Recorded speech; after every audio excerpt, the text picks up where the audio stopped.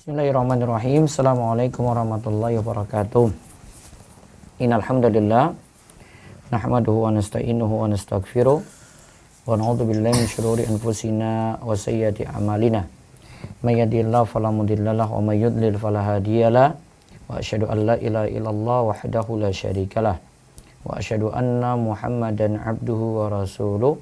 Allahumma salli ala nabiyina Muhammad wa ala alihi wa man tabi'ahum bi ihsan ila yaumiddin. Allahumma inna nas'aluka ilman nafi'a wa rizqan thayyiba wa amalan mutaqabbala. Puji syukur kita panjatkan pada Allah. Selawat dan salam semoga tercurah pada Nabi besar Nabi agung kita Muhammad sallallahu alaihi wasallam. Baik, pada kesempatan pagi ini kita lanjut lagi harta haram dari Sekolah Fikih Muamalat serial ke-71. Kita masih melanjutkan jual beli saham. Kali ini di halaman 607 sampai nantinya 612. Setelah itu bisa bertanya, bahkan bisa bertanya bebas untuk pagi ini. Ya, materi tidak terlalu banyak, silakan untuk mempersiapkan diri. Dan insya Allah pagi ini juga nanti ada kajian 40 kiat agar tidak diganggu setan, nanti jam 9 sampai selesai dari Jogja. Silakan juga standby di channel Romeso TV. Bagi yang belum subscribe bisa segera subscribe dan mengikuti kajian ini. Dan dalam waktu dekat insya Allah akan kami adakan ujian untuk kelas Sekolah Fikih Muamalat ini. Kemarin kita telah ujian dari pertemuan 1 sampai 34. Saya akan pecah jadi pertemuan berikutnya nanti sampai pembahasan riba. Berarti sebelum pembahasan saham ini. Nanti sampai di pertemuan transfer valuta asing itu pertemuan ke-69. Ya, sampai pertemuan ke-69. Catatan-catatannya sudah ada di grup Telegram Romeso Fikih Muamalat, baik ikhwan maupun akhwat. Silakan untuk bergabung. Nah, adapun untuk ujian nanti cukup 10 soal dengan pilihan A, B, C, D. Nanti bisa dilihat pembahasannya itu mulai dari masih tentang goror sekitar pertemuan 35 sampai selesai. Nanti kami akan siapkan soal, baru setelah itu materi ini akan berlanjut saham dan surat berharga, baru kemudian bagian penutup dari kitab ini itu tentang tolong menolong dalam jual beli yang haram atau dalam harta haram. Juga taubat dari harta haram. Taubatnya itu seperti apa? Nah, itu sebagai closing untuk pembahasan buku ini. Jadi insya Allah sebelum 2020 ini berakhir, kita sudah mengatamkan buku harta haram muamalat kontemporer. Setelah itu saya akan bahas buku-buku kecil. Nah, di antaranya buku ini 40 kiat agar tidak diganggu setan, dan yang lainnya sebelum saya bahas nanti lanjut tentang masalah muamalat lagi dari buku yang saya susun, yaitu tentang taubat dari utang riba dan solusinya. Ya, jadi nanti kita masih tetap tema pagi dengan pembahasan muamalat setelah pembahasan harta haram muamalat kontemporer, tapi nanti akan diselingi sampai buku riba tadi itu naik cetak dan selesai. Kita akan bahas beberapa buku kecil, diantaranya buku ini 40 kiat agar tidak ganggu setan. Ada juga beberapa tafsir nanti akan kita bahas insya Allah untuk persiapan sebelum masuk ke pembahasan riba. Baik, kali ini kita lihat hukum jual beli saham perusahaan. Asetnya dalam bentuk uang atau emas. Asetnya dalam bentuk uang atau emas. Ya, bisa dibaca. Sebuah emiten pasti memiliki uang tunai dalam asetnya. Oleh karena itu, maka sebuah saham tentu memiliki nisbah uang tunai dari aset keseluruhannya. Apakah dengan demikian boleh menjual belikan saham tanpa memperhatikan kaidah penukaran uang dengan uang yang bila tidak diindahkan akan terjatuh ke dalam riba baik? Nah, di sini ada poin yang perlu diperhatikan. Sebuah emiten itu pasti memiliki uang tunai dalam asetnya.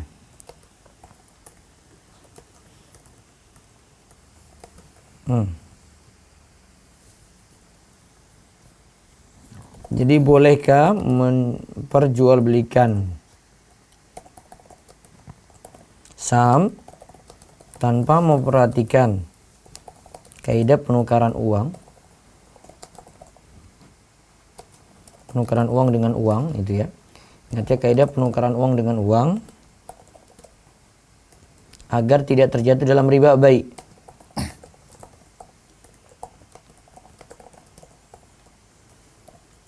Ingat ya, kalau penukaran uang dengan uang kan kalau uangnya sejenis, rupiah dengan rupiah, syaratnya dua, mislan bimislin, ya dan biyadin. Jumlah harus sama, ya dan biyadin, berarti tidak boleh ada yang pending atau tertunda.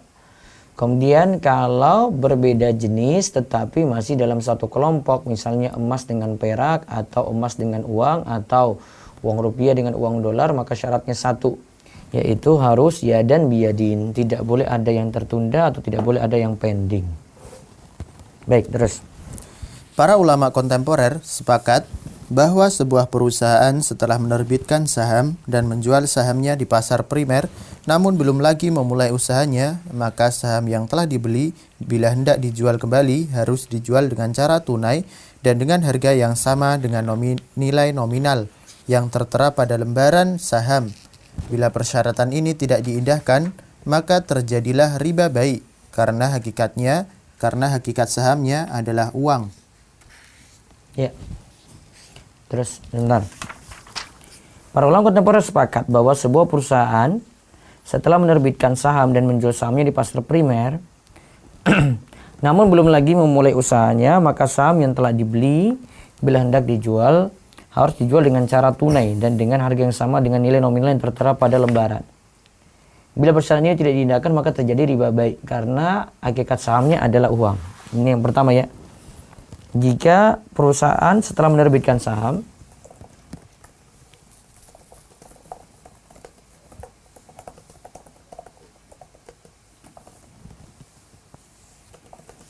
dan menjual sahamnya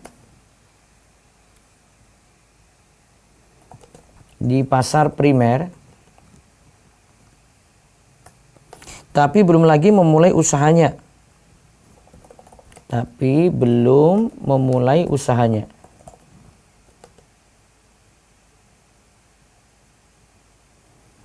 Nah, maka saham yang dibeli bila hendak dijual harus dijual dengan cara tunai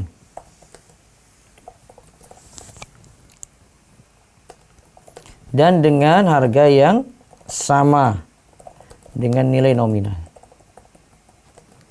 Jika tidak, maka terjerumus dalam riba baik. Ya, terus. Para ulama juga sepakat bahwa perusahaan yang bergerak di bidang keuangan seperti bank, takaful atau asuransi syariah, bahwa pemegang saham bila hendak menjual sahamnya wajib mengindahkan kaidah penukaran uang, yaitu harus sama nominalnya dan tunai. Maka tidak boleh menjual sahamnya di atas nilai buku dan harus berlangsung serah terima uang dan saham tunai dalam satu majelis. Bila tidak diindahkan, terjadilah riba baik karena hakikat sahamnya adalah uang sebanyak yang tertera pada lembaran saham. Nah, ini juga para ulama juga sepakat, perusahaan yang bergerak di bidang keuangan. Ini ada bank, takaful atau asuransi syariah ya. Atau asuransi syariah. Nah, pemegang saham bila hendak menjual sahamnya wajib mengindahkan kaidah penukaran uang, yaitu harus sama nominal dan tunai, berarti tidak boleh ada yang tertunda.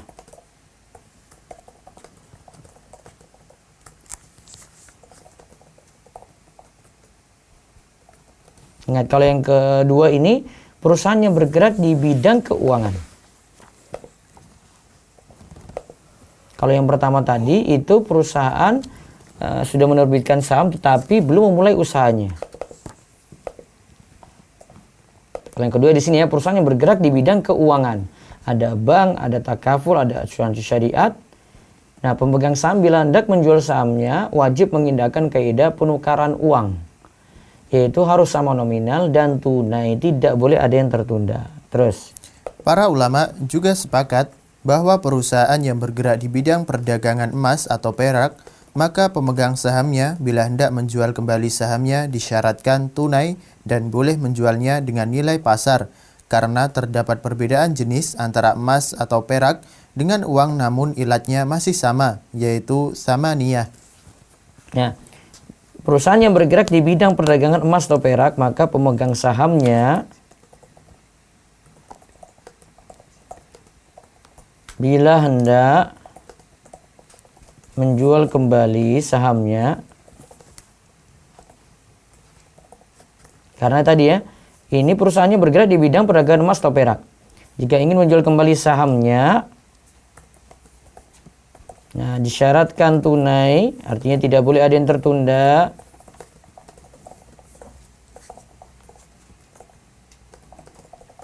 Dan boleh menjualnya dengan nilai pasar. Dan boleh menjualnya dengan nilai pasar.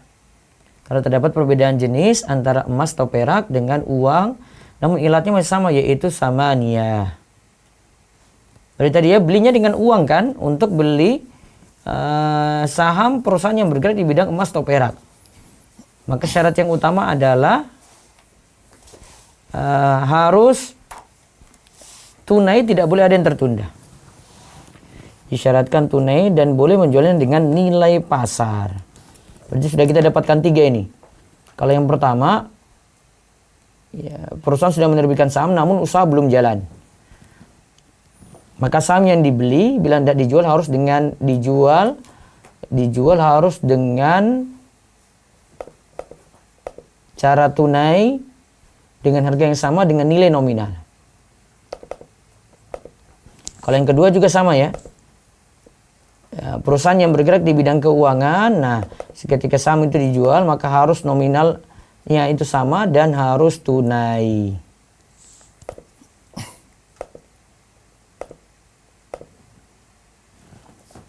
Sedangkan kalau yang ketiga ini perusahaan bergerak di bidang perdagangan emas atau perak, maka pemegang sahamnya bila hendak menjual kembali sahamnya disyaratkan satu saja, tunai, dan boleh menjualnya dengan nilai pasar.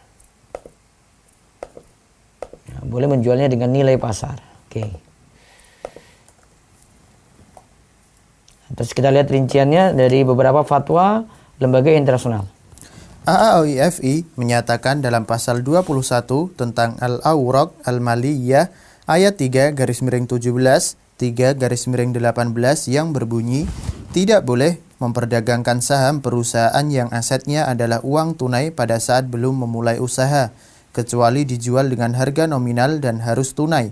Ingat ya, ada harga nominal dan ada harga pasar ya. Terus, jika perusahaan bergerak di bidang perniagaan emas atau perak dan valuta, maka wajib mengindahkan kaidah dalam penukaran uang atau sorof. ya, kaidah penukaran uang yaitu sorof.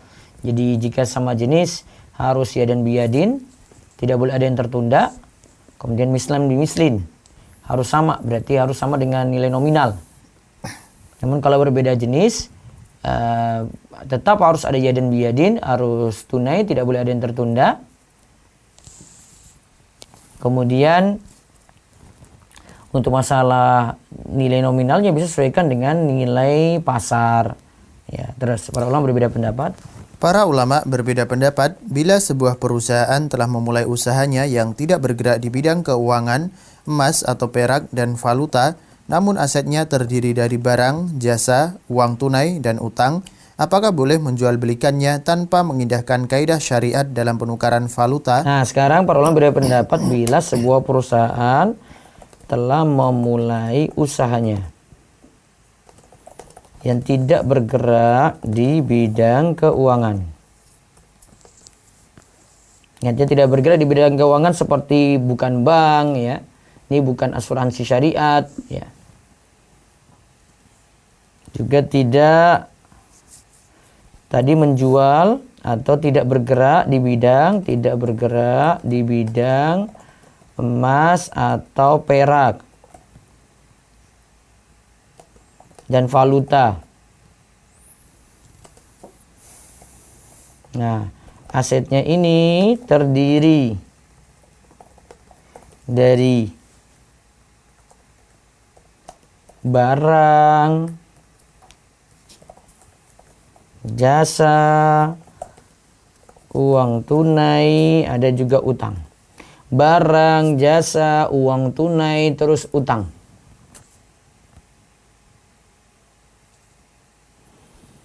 Nah, sekarang apakah harus memperhatikan ya, untuk kasus terakhir ini? Apakah harus memperhatikan kaidah syariat dalam penukaran valuta? Oke, kita lihat di sini ada pendapat pertama. Pendapat pertama, tidak boleh menjual belikan saham perusahaan tersebut. Dalil pendapat ini bahwa diriwayatkan dari Fudalah bin Ubaid radhiyallahu anhu bahwa dalam perang Khaybar ia membeli kalung emas permata seharga 12 dinar uang emas. Lalu ia memisahkan emas dari permata. Ternyata emas kalung lebih berat dari 12 dinar. Lalu ia memberitahu Nabi Shallallahu Alaihi Wasallam tentang hal tersebut. Maka Nabi Shallallahu Alaihi Wasallam bersabda, La tuba'u hatta tufassala. tidak boleh kalung emas permata dijual sebelum dipisah antara emas dan permata. Hadis riwayat Muslim. Dalam riwayat lain, Nabi Shallallahu Alaihi Wasallam bersabda setelah memerintahkan untuk memisahkan emas dari permata pada kalung. Adzabu bidzahabi wasnan biwasnin. Emas ditukar dengan emas harus sama beratnya. Hadis riwayat Muslim.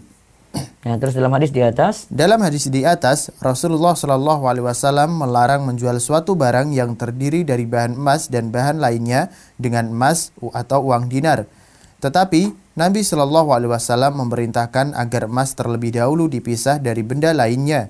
Setelah emas dipisah, maka emas ditukar dengan uang dinar dengan syarat harus sama beratnya serta tunai. nah kalau di sini dibeli emas, ada ikutan yang lainnya, maka karena emas yang jadi pokok di sini emasnya dipisah dulu biar ketahuan ini emasnya berapa gram, dibeli dengan emas berapa gram sehingga jumlahnya harus sama karena di sini penukaran barang sejenis, barang ribawi sejenis. Terus Hal ini tidak mungkin diterapkan pada saham, karena lembaran saham tidak bisa dipisah antara aset yang berbentuk uang dan barang, kemudian uang ditukar dengan uang yang sama nominalnya serta tunai. kan tadi ada barang, ada jasa, uang tunai, ada utang gitu kan. Di sini kan tidak bisa dipisah-pisah gitu. Terus Oleh karena tidak mungkin memisahkan aset uang dan bukan uang dalam sebuah saham, maka memperdagangkan saham perusahaan jenis ini berarti telah terjebak dalam transaksi riba, di mana uang ditukar dengan uang yang sama jenis mata uangnya dengan nominal yang berbeda. nah, tanggapan. Perintah Nabi Shallallahu Alaihi Wasallam untuk memisah emas dengan permata dalam hadis di atas, karena emas pada sebuah kalung perhiasan merupakan tujuan dari objek jual beli kalung, sedangkan permata yang menempel hanyalah sekadar pengikut. Maka oleh karena itu harus dipisah dan diperhatikan kaidah penukaran emas. Adapun bila keberadaan emas hanya sebagai pengikut dan bukan tujuan dari objek jual beli sebagaimana dalam hadis yang membolehkan menjual budak beserta harta yang dibawanya, maka tidak perlu dipisah antara budak dan emas harta bawaannya, karena status harta di sini hanya sebagai pengikut, bukan tujuan objek jual beli.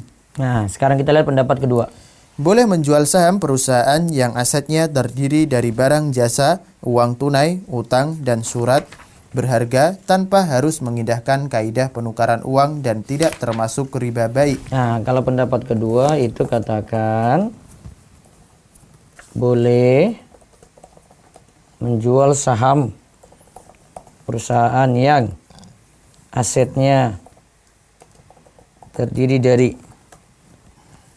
barang, jasa, uang tunai, utang, sampai pun pada surat berharga. Dan ini jual saham seperti ini tanpa memperhatikan kaidah penukaran uang dan tidak termasuk riba baik.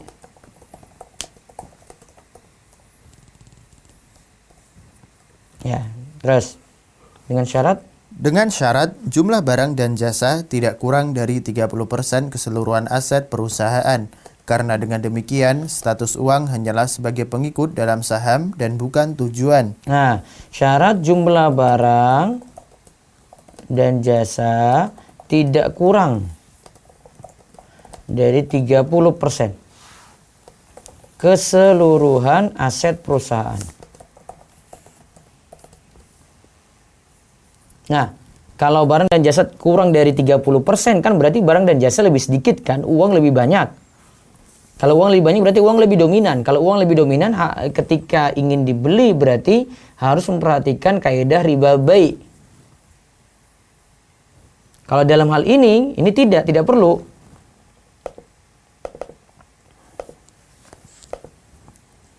Nah, karena dengan demikian, status uang hanyalah sebagai apa? Pengikut dalam saham dan bukan tujuan.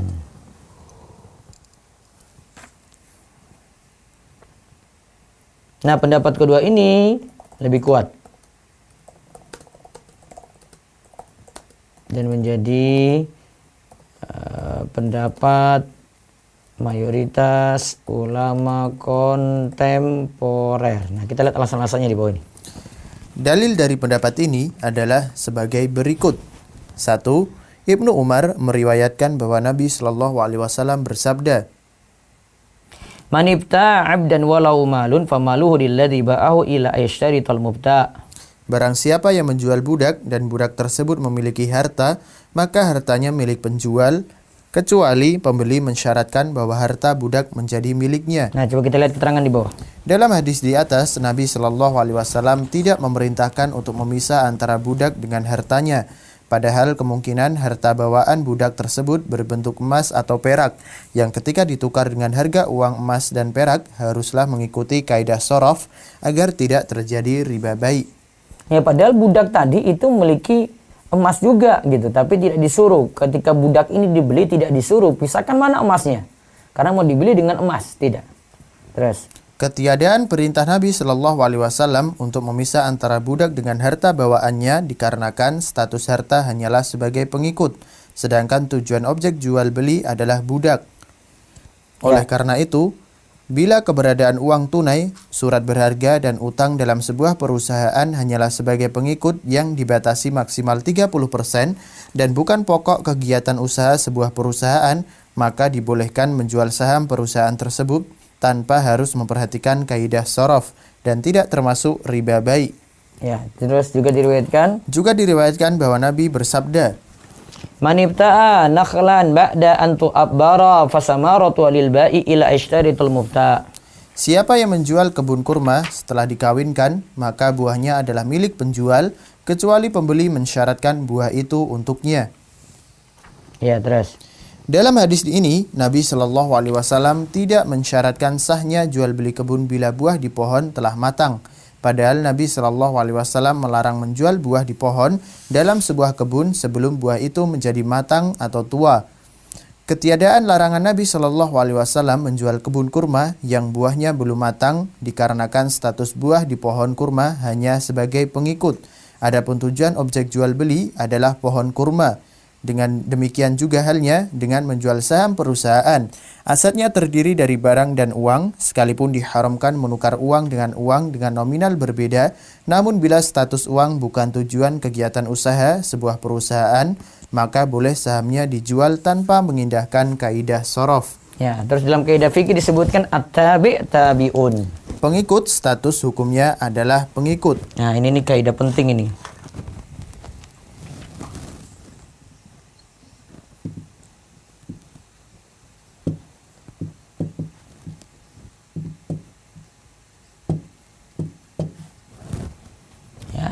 Yang namanya pengikut statusnya itu adalah mengikut.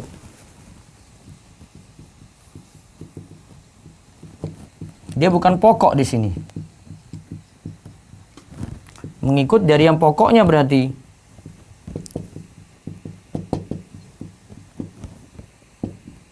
Mengikut yang pokok.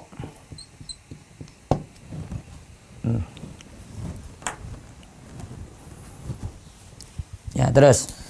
Maksud kaidah ini bahwa sesuatu yang menjadi pengikut dalam sebuah hal, maka hukumnya mengikut hukum yang diikuti. Nah, mengikuti hukum yang pokoknya. Ya, terus. Seorang menjual rumah yang di dalamnya terdapat hiasan dinding terbuat dari emas. Status emas dalam penjualan rumah hanyalah sebagai pengikut dan bukan tujuan. Maka hukum menjual rumah tersebut tidak perlu mengindahkan kaidah shorof, karena status emas hanyalah sebagai pengikut. Sedangkan yang menjadi tujuan adalah penjualan rumah, dan penjualan rumah tidak perlu harus tunai dan sama nominal barang dan harga. Ya. Demikian juga halnya dengan jual beli saham perusahaan yang di antara asetnya terdapat barang, jasa, uang tunai, dan surat berharga. Wallahu alam, pendapat yang membolehkan jual beli saham perusahaan yang asetnya terdiri dari barang, jasa, dan uang selama tidak lebih dari 30% aset keseluruhan perusahaan tanpa mengindahkan kaidah shorof atau penukaran uang lebih kuat karena dalil yang dikemukakannya sangat kuat. Ya. Lihat di sini, ini jadi pengikut. Jadi kita rinci jadi dua ya kalau mau jual beli ini emas ya. Beli emas. Kadang emas itu jadi pokok atau al-asl, kemudian kadang emas itu jadi pengikut. Kalau kita beli emas itu, emasnya itu jadi pokok, berarti harus kaidah shorof di sini masuk.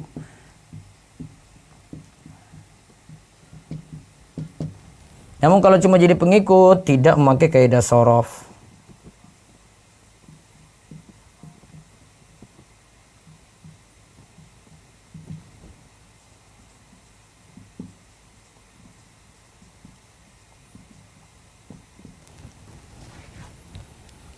Jadi lihat ada sebagai pokok, ada sebagai apa? Pengikut.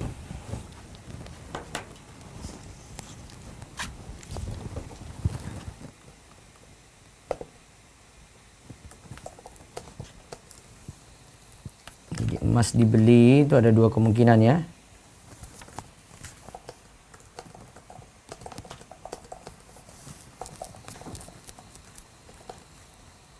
Jadi pokok, artinya kita beli emas. Permata tadi jadi ikutan, maka kalau jadi pokok mengikuti kaidah shorof.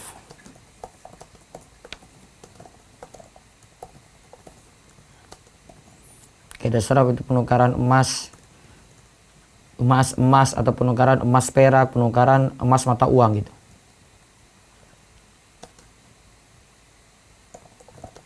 Kita katakan shorof itu penukaran barang ribawi. Nah, sedangkan kalau jadi pengikut maka tidak mengikuti kaidah shorof. Artinya penukarannya tidak disyaratkan harus yadan biyadin. Nah, itu terjawab tuh. Berarti kembali ke masalah saham tadi, ya saham perusahaan kita bagi menjadi 4 ya berarti di sini. Yang pertama jual beli saham perusahaan, berarti kita rinci di 4.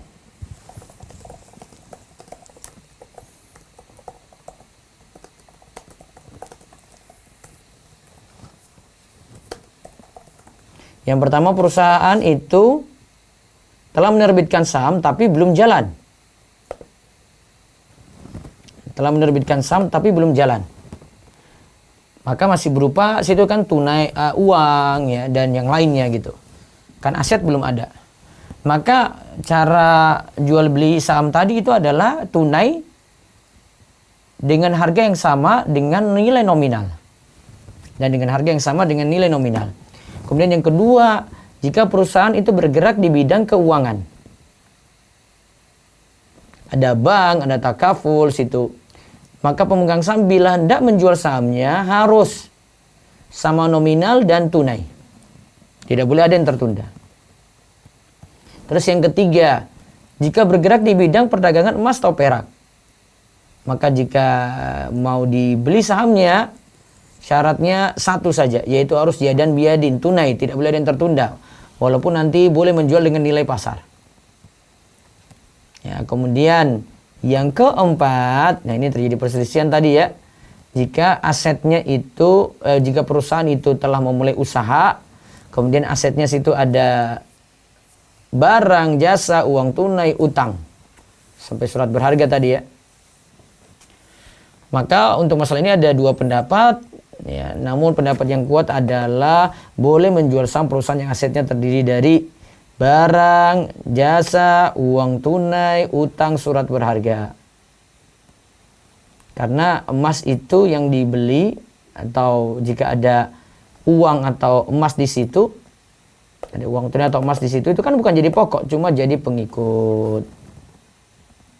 Namun tadi catatannya ya, syarat jumlah barang dan jasa tidak kurang dari 30% keseluruhan aset perusahaan. Wallahu a'lam bishawab. Nah, selanjutnya nanti kita bahas itu tentang goror di bursa saham.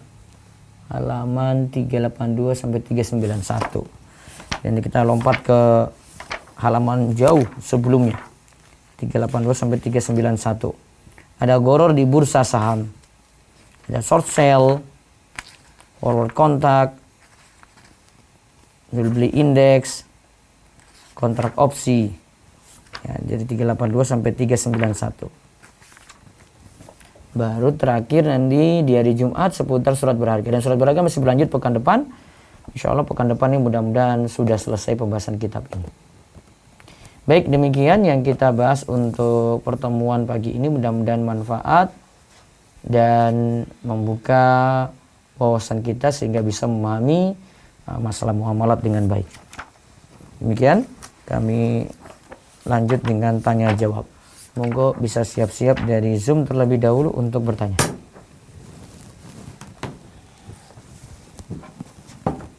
Baik, sebelumnya nanti ya silakan siap-siap. Nanti diingat ada buku ini nanti bisa dipesan juga di toko Wifi di 0812 0852 00171222. Monggo dari Zoom silakan.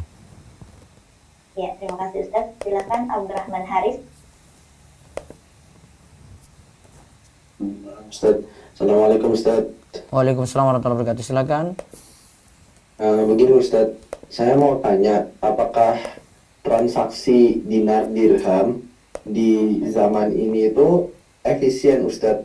Karena setahu saya harga dinar Indonesia itu yang 91,7 itu 3.610.000-an, sedangkan yang 99 itu 3.924 atau 22.000. Sedangkan ketika beli dinar di Saudi itu harganya seperti dinar yang 91,7 ya, tapi itu sudah dinar yang 99,9 itu Ustaz. Jadi harga dinar 99,9 di Saudi itu sekitar 956 realan atau 3.600 lebih, tapi itu sudah itu Ustaz, sudah dinar yang 99,9. Tapi kalau misalnya di Indonesia harga satu dinar yang 99,9 itu 3.925 atau 22-an itu Ustaz. Lebih mahal berarti. Di Indonesia lebih mahal. Di Indonesia lebih mahal itu Ustaz. Terus. Nah, terus ada yang menggagas transaksi dinar dirham di Indonesia. Nah, ketika kita menggunakan satu dinar Saudi untuk membeli kambing, kan seperti yang ada di hadisnya Urwah itu Ustaz, yang satu kambing, Urwah disuruh beli satu kambing oleh Rasulullah, lalu Urwah itu bisa dapat 2 kambing dengan harga 1 dinar itu Ustaz. Yeah. Nah, apa tadi setelah dirham? Ya, 1 dinar. Nah, apakah kalau misalnya ada yang menggagas di Indonesia itu transaksi dinar dirham untuk membeli hewan kurban, itu Ustaz, apakah kita boleh menggunakan mata uang dinar yang kita beli dari Saudi Ustaz, karena di sana mata uangnya lebih murah karena kan sekarang pajak cukai kan setiap itu Ustaz, kalau misalnya emasnya itu 1 kilo, nah kan kita bawanya nggak lebih dari 1 kilo, jadi kita nggak kena cukai, nggak kena pajaknya. Nah, terus kalau misalnya kita bertransaksi dengan uang dinar dari Saudi, uang dinar 1 dinar yang cetakan Saudi, nah kita buat transaksi di Indonesia, apakah boleh Ustadz karena lebih murah yang di Saudi gitu Ustadz? Atau kita menjual dinar itu ke rupiah, tapi di Indonesia gitu Ustadz karena lebih murah? Yang jelas sih tetap ikuti aturan syar'i tadi. Kalau beli dinar berarti harus yadan biyadin. Tidak boleh ada yang tertunda. Syarat pokoknya itu saja. Jadi tidak mengapa Ustadz? Tidak mengapa beda ini. Namun kalau dikatakan kalau saya punya dinar bebas riba, keliru. Kalau dikatakan saya sekarang transaksi dengan dinar bebas riba, dinar saja bisa kena riba kok. Jadi maksudnya gagasan ini apa tujuannya gitu loh. Kalau tujuannya untuk membebaskan dari riba, tetap masih ada riba baik juga di situ. Ada aturan sorof. Jadi menggagas tapi harus paham hukum gitu. Nah terus tadi mau beli kambing dengan dinar gitu. Ya tergantung yang punya kambing mau nerima atau tidak. Ya maksudnya yang nerima kambing ini juga masuk ke komunitas untuk pembelian dinar dirham. Iya terserah dia. Ya. Jadi kalau misalnya kita beli dengan dinarnya versi Saudi, itu tidak mengapa Ustadz kalau misalnya tidak mengapa, yang penting kalau ketika dinar itu dibeli atau dijual, maka syaratnya harus yadan biyadin. Namun apakah nanti berlaku beli kambing ini dengan uang dinar, tergantung si penjual mau menerima atau tidak. Transaksi seperti ini itu dibolehkan pemerintah nggak sih Ustadz? Nah itulah secara hukum pemerintah masih bolehkan nggak itu? Ya, kalau pemerintahnya nggak membolehkan dengan alasan nanti bisa inflasi mata uang rupiah, itu gimana Ustaz? Apakah kita wajib mengikuti pemerintah atau kita transaksi sendiri dengan emas di? Ya tergantung si penjual kan. Ustaz? Kalau secara di dalam ruang lingkup itu membolehkan, silakan. Mereka menganggap itu sebagai alat tukar berarti. Sama seperti dia beli emas.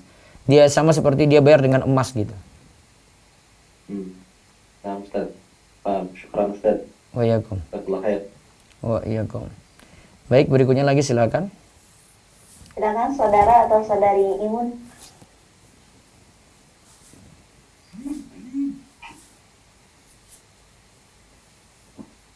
Silakan yang berikutnya.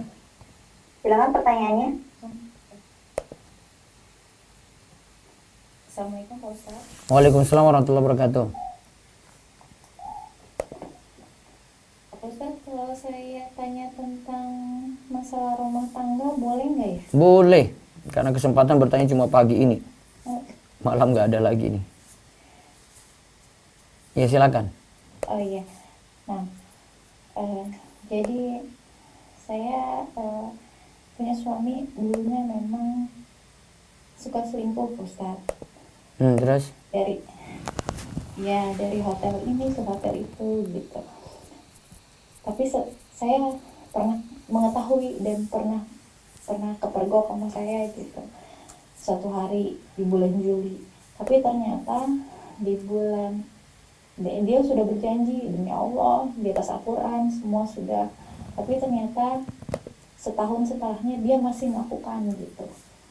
Nah, walau alam ya mungkin udah enggak ya untuk sekarang ini, tapi hati saya belum bisa melupakan karena kecewa setelah terpergok dia masih melakukan. Saya mengetahuinya lewat debit rekening gitu.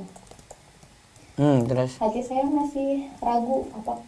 Nah sekarang ini memang kejadiannya mungkin sudah 4 tahun yang lalu. Tapi saya baru tahu, yang saya kecewa adalah saya baru mengetahui setelah itu dia masih melakukan gitu. Nah, untuk saat ini saya sedang pisah dengan dia gitu. Apakah keputusan saya benar atau enggak? Tapi kalau dari sikap sih memang beliau sudah baik, sudah rajin baca Quran, pokoknya semuanya sudah baik gitu. Sudah tasin, sudah dengarkan tausiah gitu. Tapi dulu pun seperti itu Pak Ustadz, awal-awal ketahuan gitu. Jadi saya jadi bingung, apakah sosok suami saya yang sekarang sudah benar-benar putih atau masih abu-abu kayak dulu untuk menutupi aibnya gitu.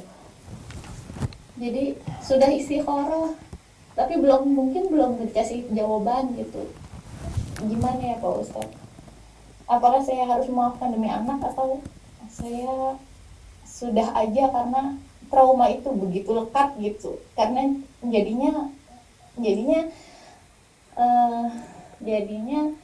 ini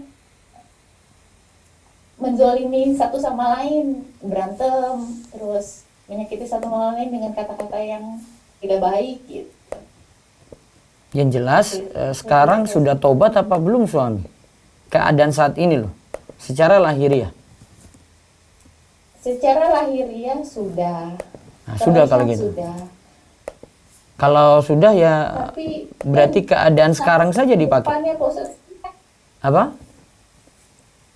saya takut ke depannya begitu lagi gitu kan. Nah, itu kan nggak bisa rubah ya. kekhawatiran itu kan belum tentu muncul. Iya kan? Kekhawatiran seperti itu belum tentu muncul. Iya sih. Itu banyak was-was. Sekarang pakai yang keadaan saat ini dan husnuzon padanya. Mudah-mudahan sudah berubah. Terus, iya, begitu Pak Ustadz ya. Saya Iya. harus nguatin hati saya. Harus Menerima mantapin dia hati untuk terima dia dulu.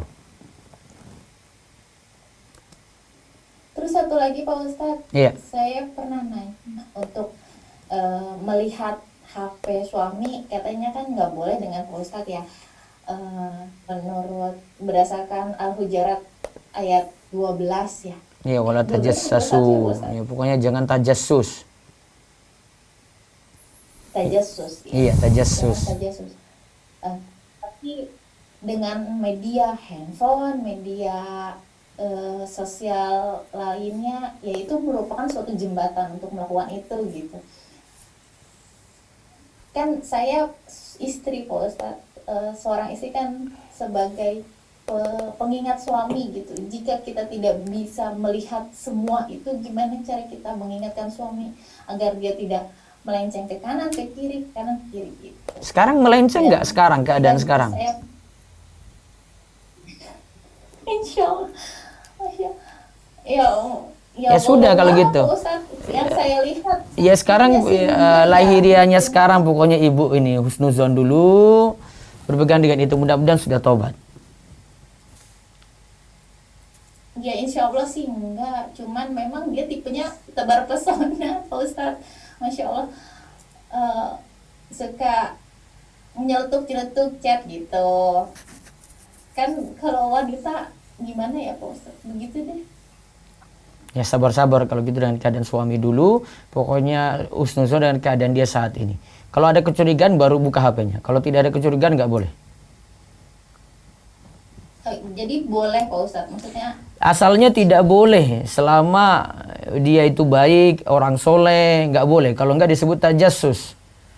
Tajassus itu artinya mengorek-ngorek aib orang-orang baik. Oh iya. Kalau itu orang baik, dia sudah berubah, asalnya tidak boleh dulu dikorek-korek aibnya. Gitu ya? Ya Pak Ustadz. Ya, semoga diberi kebaikan insyaallah. Amin. Jazakillah khair Ustaz. Wa iyyakum. Baik, satu lagi lewat resen, monggo. Baik Ustaz, silakan kepada saudara Eko. Nah, Syukran Ustaz. Assalamualaikum warahmatullahi wabarakatuh. Waalaikumsalam warahmatullahi wabarakatuh. Izin bertanya Ustaz, Iya. terkait jual beli saham. Ya. Bila kita punya saham itu bergerak di bidang keuangan, contohnya bank ya Ustaz ya. Iya. Ketika kita akan menjual kembali saham tersebut, biasanya kita jual lewat lembaga sekuritas Ustaz. Mm. Ketika kita jual di hari H, untuk dananya itu baru bisa cair di biasanya H+3. Apakah ini termasuk kategori riba nasiah ya Ustadz ya? Cairnya itu sudah kayak kemarin kita bahas ini ya, transfer valuta asing ya, transfer mata uang ya. Agak Berarti bisa kita kiaskan seperti itu, agak Ustadz, ya? sulit kita untuk terima uang langsung pada hari itu juga karena butuh waktu. Maka ya, ketika terjadi sorof, ya sorof sudah terjadi sebelumnya, berarti ketika pencatatan di pihak bank dan nasabah yang mau transfer itu dapat bukti transfer. Nah, sudah ada ini punya kekuatan seperti ini sudah dianggap sorof. Nah, uang diterima ya, mungkin seminggu lagi gitu. Nah, kira-kira bisa disamakan dengan ini atau tidak? Oh gitu Ustadz ya. Iya.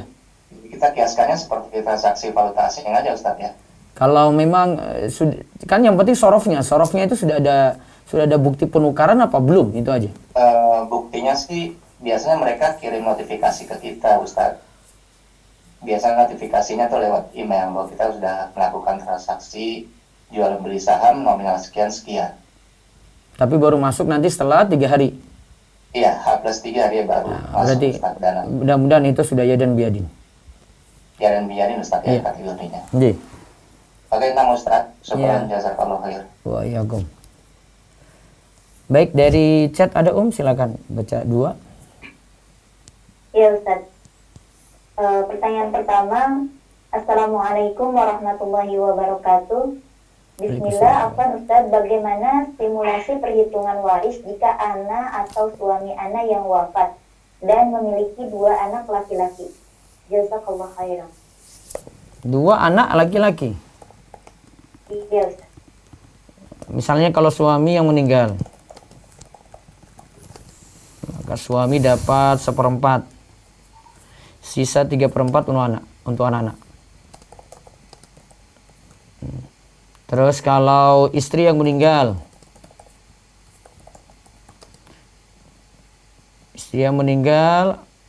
maaf kalau tadi itu tadi kebalik ya. Kalau suami yang meninggal berarti tinggalkan istri. Ya, tinggalkan istri. Sebentar dulu, yang tadi awal itu istri yang meninggal tinggalkan suami. Jadi suami yang ada, suami dapat jatah 1/4, sisa untuk anak-anak 3/4. Nah, sekarang kebalikannya. Suami yang meninggalkan istri. Istri dapat 1/8, sisa untuk anak-anak 7/8. Ya, gitu. Terus berikutnya lagi. Yang kedua, pertanyaan kemarin, Ustaz, kami mengumpulkan barang second baju dan lain-lain untuk dijual seperti bazar amal. Kami berniat muamalah berupa voucher, di mana voucher kami jual kepada teman-teman senilai 50.000 per lembar. Di mana voucher yang laku kami kumpulkan lalu dibagikan ke para duafa dan lain-lain yang membutuhkan sesuai kriteria susah. Membeli barang kami dengan voucher tadi, apa muamalah ini boleh Ustaz? Masih boleh. Di mana hasil uang tadi kami gunakan pula untuk sosial, Masih boleh. seperti kebakaran. Masih dibolehkan seperti itu. Bazar biasanya. Iya. Satu lagi lewat chat. Tidak ada Ustaz. Baik. Sebentar, tahan dulu ya, di WhatsApp dulu coba. Bismillah, izin bertanya Ustadz, bagaimana sistem bagi hasil yang benar sesuai syariat jika akan melakukan investasi untuk ternak kambing? Jadi bagi hasilnya yang penting jelas ya. Mungkin yang paling aman, kambing laku, terjual berapa, modal untuk si yang punya, terus untung dibagi sesuai kesepakatan. gitu ya. Baik, terus satu lagi lewat WA. Apa benar kalau kita mentraktir teman yang jarang sholat atau melakukan maksiat bisa mendapat dosa?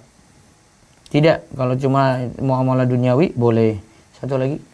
Apabila penjual dan pembeli sudah deal tawar-menawar tetapi si pembeli tidak segera check out barang sehingga barang dibeli orang lain, apakah diperbolehkan?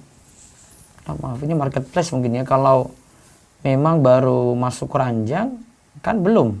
Sampai dia transfer dulu baru dikatakan mengikat di situ. Wallahu a'lam. Satu lagi. Bagaimana hukum menggadaikan emas di pegadaian dan saat jatuh tempo saya tidak tebus? Mohon penjelasannya. Saat jatuh tempo tidak tebus. Nah, masalahnya bukan di tebusannya ini saja, tapi masalahnya yang pertama ketika gadai emas tadi, emasnya punya wujud nggak? Itu satu. Kemudian yang kedua, ada nggak masalah denda dalam penggadaian ini gitu. Juga dalam masalah emas yang dititip itu jasanya bagaimana? Nah, tanda tanya seperti ini semuanya, nah ini perlu dikaji. Kita sudah pernah bahas di pembahasan gadai emas ya. Wallahu a'lam. Baik, saya balik lagi ke Zoom. Baik Ustaz, silakan Ukti Nur pertanyaannya.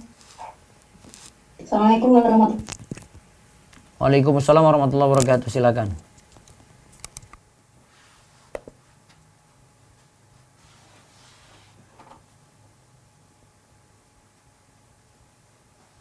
Baik, terputus mungkin. Halo? Bu Nur, suaranya tidak terdengar. Mohon maaf. Oke. Mungkin ke penanya lain dulu, Ustaz. Iya. Silakan Ibu Saidah.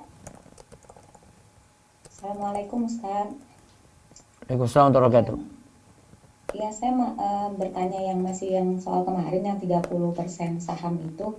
Nah, kalau ini kan teman-teman jadinya pada merevisi, katanya kan kalau di atas 30% nggak boleh tuh, yang kemarin saya melanjutkan pertanyaan itu. Jadi kalau misalnya mereka turunkan gitu, istilahnya modalnya itu yang dari bank itu 30%, terus 70%-nya baru disebar-sebar ke orang teman-teman gitu yang mau invest, itu boleh gitu Ustaz? Kan itu dari bank gitu Ustaz.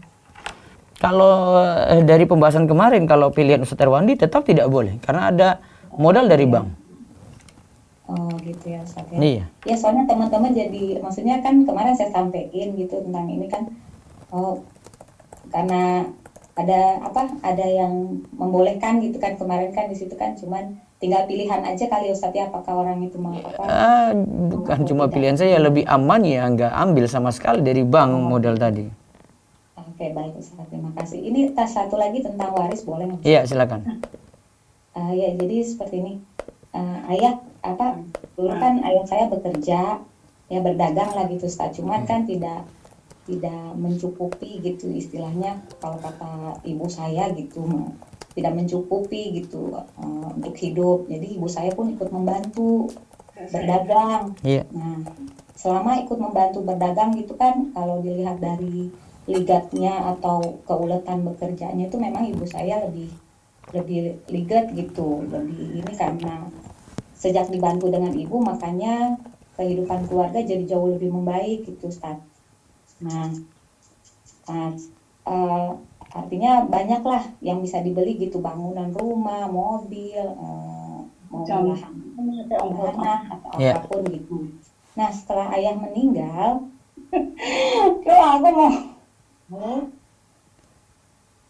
setelah ayah meninggal gitu, jadi ibu saya merasa bahwa semua hasil yang ada ini sekarang itu adalah milik dia gitu. Jadi kita tidak bagaimana mau menegurnya juga agak gimana ya Ustaz, riskan gitu. Maksudnya apakah ayah saya itu memang tidak punya peninggalan apa yang disebut dengan harta waris bagian milik dia atau bagaimana gitu Ustaz. Nah terus kan punya 4 anak laki-laki, 4 anak, 1 perempuan, 3 laki-laki. Tapi yang satunya itu anak laki-lakinya sudah meninggal duluan sebelum ayah meninggal. Nah anak itu sudah punya anak, jadi maksudnya ayah saya cucu. Jadi ketika ayah saya meninggal tuh ada cucu dari anak yang sudah meninggal. gitu. Nah, seandainya kalaupun ada pembagian waris, entah mungkin ibu saya yang misalnya meninggal gitu, atau entah emang ayah saya yang meninggal yang di awal ini, apakah cucunya itu mendapatkan bagian dari warisan? Masih mendapatkan. Oh, gitu ya. Iya. Walaupun anaknya duluan meninggal dari ayah gitu sebelumnya. Iya. Tapi tadi masalahnya Ya, ini harta, jadi ibu nganggap itu harta dia gitu dari hasil kerja ini ya. iya gitu Ustaz. Nah, Gimana ya Ustaz? ini masalah dengan keluarga ini harus ya, ayah atau ibu sudah meninggal. Enggak, ibu masih ada. Yang ayah sudah meninggal gitu. Cuma kalau ketika saya ingatkan kan, masa sih iya, mah saya bilang nggak ada sedikit pun dari bapak gitu yang bagiannya gitu, saya bilang gitu. Jadi ya semua misalnya dari rumah kontrakan, lahan yang disewakan, ruko yang disewakan tuh semua hasilnya dipegang sama ibu saya semua dan Nggak mau dibagi sebagai harta waris. enggak gitu. Iya, artinya ibu saya tidak mau membagi mana yang bagian ayah saya gitu. Jadi karena merasa bahwa selama ini yang lebih bekerja itu beliau gitu, ibu. Harta waris sudah dibagi belum? Belum, nggak dibagi sampai sekarang karena merasa bahwa itu semua hasil kerja ibu gitu. Takutnya kalau kita begini dianggap anak durhaka gitu, wow, malah nganuin. Sementara ngalah saja dulu Bu, karena ini harus pahamkan ke orang tua lebih baik lagi. Dia yang harus sadar gitu, bukan Iya, makanya anak gitu. mungkin jadi pelajaran juga kali ya Ustadz ya, maksudnya ketika kita usaha bersama suami istri harus sudah jelas ya mana bagian suami dan istri gitu ya Ustadz. Iya. Iya Ustadz. Iya, terima kasih deh Ustadz kalau kayak gitu. Satu lagi ini saya tentang dinar tadi, Ustadz menyambung dinar dirham yang Mas siapa tadi yang pertama itu nanya dinar dirham. Nah itu memang ada komunitasnya Ustadz dinar dirham. Nah yang saya agak kurang serak itu mereka membaiat di amir gitu Ustadz. Maksudnya kayak ada pemimpin itu kita apakah harus ikutan gitu Ustadz? Karena mencetak dinar dirhamnya itu mereka ketika membaiat baru bisa dicetak dan itu hanya berlaku dinar dirhamnya di komunitas mereka. Jadi kalau ada dinar dirham dari misalnya Kelurahan Antam ataupun tadi masnya tadi mungkin beli dari Arab Saudi ataupun negara lain tuh nggak akan berlaku di komunitas itu Ustaz. Ya itulah terlalu jadi ta'assub asobiyah, fanatik golongan gitu. Nggak boleh. Ya. Oke, udah gitu aja Ustaz. Terima kasih Ustaz. Assalamualaikum warahmatullahi wabarakatuh. Waalaikumsalam warahmatullahi wabarakatuh. Silakan dari resen lagi bisa selesaikan. Baik, silakan Ibu Anggia Putri. Assalamualaikum Ustadz. Waalaikumsalam warahmatullahi wabarakatuh. Ini terkait investasi. Bagaimana hukumnya jika saya menaruh saham di suatu usaha teman, misalkan 50 juta Ustadz. Kemudian kesepakatan bersama saham itu berlaku hanya untuk waktu 6 bulan. Dan si pengelola modal mengatakan setiap bulannya saya mendapatkan net profit 4 juta. Tidak dihitung berdasarkan persentase penjualan Ustadz. Jadi sudah di flat gitu, setiap bulannya 4 juta. Nggak boleh. Kemudian setelah 6 bulan, uang pokok saya kembali lagi Ustadz. Itu bagaimana Ustadz? Nggak boleh, itu meminjamkan itu Bu, bukan menanam modal. Oh gitu sih. Masa usaha belum dapat profit sudah dibagi? Ini si pengelola modal sih yang menawarkannya Ustadz. Enggak. Itu dia awalnya menyatakan ini nanti bagi hasil, tapi hakikatnya itu meminjamkan. Tapi meminjamkan malah dapat untung, gitu. Nggak boleh. Oke, baik Ustadz. Ya, jadi transaksinya harus dipertegas. Bagi hasil sudah jalani usaha dengan baik. Kita sepakat nanti misalnya setelah 6 bulan nanti ini sudah ada profit kita bagi, gitu ya. Dan uang tidak dijamin. Ya, kalau tidak, sudah pinjamkan saja Bu, tapi tidak dapat keuntungan sama sekali. Kalau sesuai syariah itu uang pokok tidak kembali ya Ustadz ya? Menaruh saham sesuai syariah itu tidak kembali. Uang pokok bisa tidak kembali, ya? Tapi tidak dijamin. Oke. Ya gitu. Ya baik, jazakallah khair Ustadz. Waalaikumsalam. Satu lagi silakan. Silakan dilanjutkan Ibu Nur, sudah baik koneksinya? Ya, Alhamdulillah Ustadz, tadi saya lanjutkan ya Ustadz. Jadi perusahaan yang bergerak di bidang keuangan seperti bank dan sebagainya itu boleh nggak kita membeli sahamnya Ustadz? Ribawi enggak? Ribawi enggak ya? Ya ribawi Nah, kan, berarti nggak boleh. oh gitu. Mm-mm. Kalau yang bergerak di bidang keuangan kalau bukan bank apa ya Ustadz? Bank, asuransi syariah bisa kalau memang benar-benar syariat. Kalau bank berarti bank syariat kalau benar-benar produk-produknya syariat semuanya. Oh gitu. Baiklah, terus yang keempat ya ini perusahaan asetnya barang, jasa dan utang kan kita boleh jual beli sahamnya ya Ustadz. Iya, betul. Ini kalau di dunia trading itu kan misalnya saya biasa menjual barang saya dulu, jadi saya punya stok saham, saya jual dulu, baru kemudian saya beli kembali. Jadi saya jual di harga pasaran, kemudian saya serok bawah di harga yang lebih murah. Kalau pas matching, alhamdulillah. Kalau enggak, ya berarti bukan rezeki saya. Intinya seperti itu. Pertanyaannya seperti ini, Ustadz. Jadi kalau di sekuritas itu, kalau kita sering trading ya, sering jual beli, kan kita punya deposito dulu ke perusahaan sekuritas. Nah, suatu saat ketika kita membeli saham itu kan melebihi cash kita. Nah, itu oleh perusahaan sekuritas diberikan waktu 2 hari untuk melunasi. Jadi ketika lebih dari 2 hari itu kena denda atau kena bunga. Nah, ini pertanyaan saya, boleh nggak saya membeli saham di luar cash saya, dengan catatan sebelum 2 hari saya membayarnya atau saya menjual kembali. Tapi ada denda kalau telat. Kalau terlambat lebih dari 2 hari, bank itu akan memblokir punya kita atau menjual barang yang kita miliki. Sudah ada akadnya seperti itu dengan catatan dikurangi 7% atau kita kena denda. Nggak boleh. Nggak boleh, berarti sebelum 2 hari harus dibayar, itu boleh Ustadz? Kalau disyaratkan ada denda, walaupun bayar tepat waktu nggak boleh. Halo Bu? Ya. Kalau disyaratkan ada denda, jadi denda ya, tapi saya nanti bayarnya tepat waktu, tetap nggak boleh karena menyetujui syarat riba. Oh gitu. Kalau akadnya sekuritas itu seperti ini Ustadz. Jadi kalau misalnya dalam 2 hari itu kita tidak membayarnya, itu ada 2 pilihan.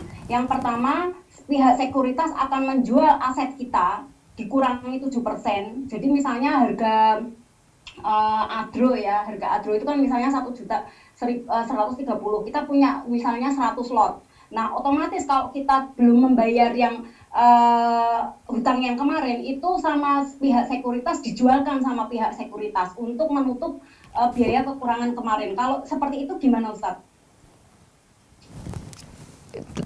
Itu syarat dendanya ada nggak tadi? Kalau yang itu nggak ada, jadi mau tidak mau aset kita dijual oleh bank. Boleh, tapi cuma sekadar tutup, setelah itu sisanya dikembalikan pada kita. Kembalikan, betul. Begitu. Ya. Ini saya bahas secara umum ya Bu, jual belinya ya, jual beli sahamnya ya. Tapi kalau mau beli, tetap kan kemarin ada 3 ketentuan kan. Ada perusahaan yang halal tapi bertransaksi riba. Kemudian ada yang perusahaan haram. Perusahaan haram nggak boleh. Perusahaan halal bertransaksi riba, kalau Ustadz Irwandi nggak boleh. Nah, cuma tinggal satu pilihan. Perusahaan halal saja tanpa ada transaksi riba di situ. Tapi hampir semua sekuritas menerapkan seperti itu, Ustadz. Nah, itu masalah nanti. Kalau pakai kaidah di buku Ustadz Irwandi ini mau agak sulit sekali terapkan di negeri kita. Wallahu a'lam. Terus solusinya gimana, Ustadz? Solusinya ya timbang-timbang untuk jual beli saham. Berarti solusinya jual beli sesuai dengan aset aja ya, sesuai dengan cash yang kita miliki gitu, Ustadz. Iya. Oh ya, syukron. Ya Ustadz, paham. Alhamdulillah. Iya. Jazakallahu khair ya Ustadz. Iya, baik, satu lagi. Baik Ustaz, silahkan Ibu Ratna. Ibu Ratna, silakan. Ibu Ratna ada? Ya, Ada. silakan. Assalamualaikum Tanya. Ustaz. Iya. Assalamualaikum Ustaz. Waalaikumsalam warahmatullahi wabarakatuh. Ya, izin bertanya Ustaz. Ya. Apa hukum cashback ya Ustaz? Dirinci. Cashback. Perlu dirinci. Contohnya kayak gini Ustaz. Suatu perusahaan jual jasa ke perusahaan yang lainnya. Tapi dengan syarat perusahaan yang beli itu dia minta keuntungan gitu Ustaz, dari sekian persen dari transaksi jual belinya, yang mana itu dibebankan sama maksudnya yang bayar itu perusahaan gitu Ustaz. Bentar. Ini jual beli bagaimana dulu rinciannya coba? Sampai bisa dapat cashback. Gini, perusahaan jasa itu kan menawarkan iklan jasa. Jadi perusahaan lainnya itu mau beriklan, tapi dengan syarat perusahaan yang beli itu minta misal 20% dari transaksi jual beli itu, sehingga nantinya perusahaan yang jual itu memberikan yang diminta gitu setelah dananya cair, setelah ada penerimaan uangnya gitu Ustaz. Ya, terus. Gitu sih Ustaz. Jadi boleh nggak kayak gitu modelnya Ustaz? Saya masih agak bingung ya. Hukumnya gitu. Enggak, saya masih bingung dengan pemaparannya, Ibu. Misalnya gimana ya? Jadi intinya tuh pembeli tuh kayak mau dapat uang kembalian lagi dari apa yang dibelinya gitu Ustaz. Tapi itu yang bayar tuh perusahaan, karena kan ini transaksi antar perusahaan Ustaz. Jadi kayak model gini lah, pekerja di suatu perusahaan transaksi sama pekerja di perusahaan lainnya dalam model transaksi jasa atau barang juga bisa sih ya. Nah, jadi yang beli itu mengajukan persyaratan, saya mau menerima mau ada transaksi jual beli ini, tapi saya dapat fee-nya kayak model fee lah gitu Ustaz. Kayak model fee.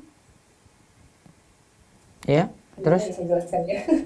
Dapat fee, jadi kalau misalnya pas dananya udah cair, jadi nanti yang penjual itu perusahaan yang jual itu akan memberikan sekian persen sesuai dengan kesepakatan transaksi yang di awal. Tapi perusahaan yang beli itu tahunya ya. Iya, bagusnya contoh langsung gitu. Jadi nggak usah samar-samarkan, maksudnya. Saya kan juga nggak tahu perusahaan itu gitu. Jadi saya ngambang juga, saya nggak bisa bayangkan gitu loh. Oke, gini. Gimana nih saya nominalkan ya Ustaz ya? Misalnya gini. Jadi beli apa begitu. Jadi semua ceritanya perusahaan A menjual iklan senilai misalnya 1 juta. Iya. Jadi perusahaan B itu mau membeli iklannya, tapi dengan syarat 1 juta, dari 1 juta itu dia dapat 20%-nya. Iya, terus?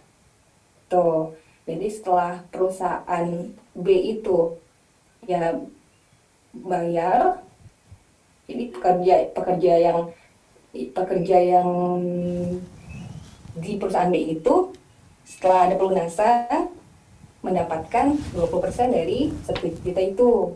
Iya, terus? Jadi dibolehkan nggak sih Ustaz? Saya belum temukan ada masalah. Jadi pembeli di perusahaan B itu mendapatkan keuntungan atas transaksi itu atas nama perusahaan. Disetujui oleh perusahaan nggak?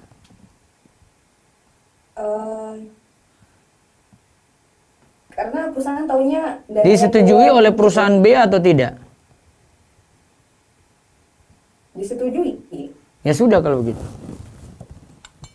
Boleh berarti Ustaz? Iya. Kalau misalnya itu boleh ya berarti ya. Kalau misalnya itu model walaupun instansi atau apapun berarti bisa ya Ustaz ya. Nah, tergantung. Tadi Ustaz. Ini kalau PNS nggak bisa, kalau pegawai negeri. Kalau instansi nggak boleh Ustaz. Iya. perusahaan lain loh ini, nggak Alasannya, boleh. Ustaz? Alasannya kalau ini dari urusan kenegaraan seperti itu, pegawai negeri, dia dapat untung dari transaksi yang harus jadi kerjaan dia, ya, dapat dianggap sogok yang tipe semi sogok, hadiah umal, nggak boleh. Si A sudah bekerja, sudah digaji, terus dia dapat tips dari itu dan dia pegawai negeri, nggak boleh. Tapi kalau perusahaan swasta, dia masih bisa minta izin sama direkturnya atau manajernya atau di atasnya. Oh, gitu. Tapi kalau misalnya memang perusahaannya juga nggak tahu kong kali kong antara perusahaan sama perusahaan Ini beda, bukan boleh juga, bukan Ustaz, ya? pegawai negeri ya, bukan ya?